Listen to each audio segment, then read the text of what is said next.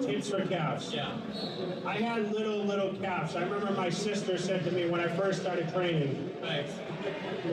No, I said. When I first started training, I was doing a lot of squats, so my quads got really big, and my sister, who was a year older than me, was like, your legs are really big, but your calves are really small. I said, okay, she's never gonna, I'm gonna fix this. So I started training my calves every day. I started training light, high reps, low reps. I did every single calf routine there was.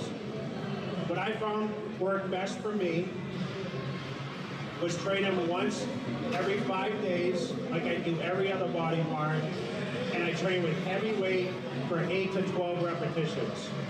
But you get a full contraction, so a deep stretch at the bottom, and when you come up, I really get a nice deep contraction on the calves. Get a good squeeze in there, but control it.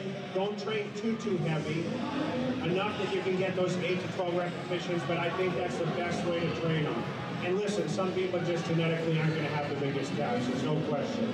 But you got some muscle tone there. I think you got a chance. What looks like a runner, but thank you for the tip. It's a good excuse. I was wondering if you have recommendation for losing body fat? Recommendation for losing body fat. A lot of combinations actually. Obviously, diet number one. Okay, remember, the 3 most important meals of the day.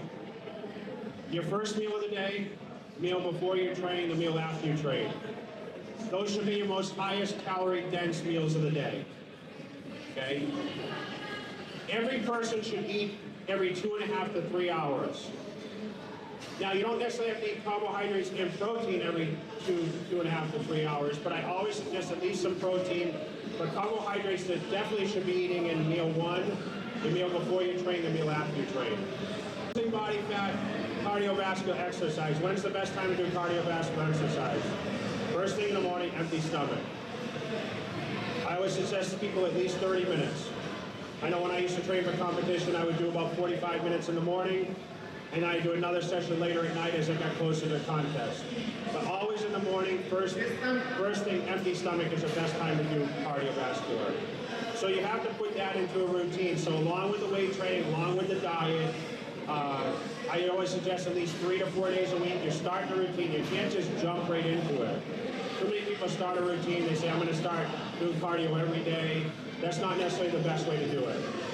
You want to get work slowly into a program. Give yourself 12 or 16 weeks.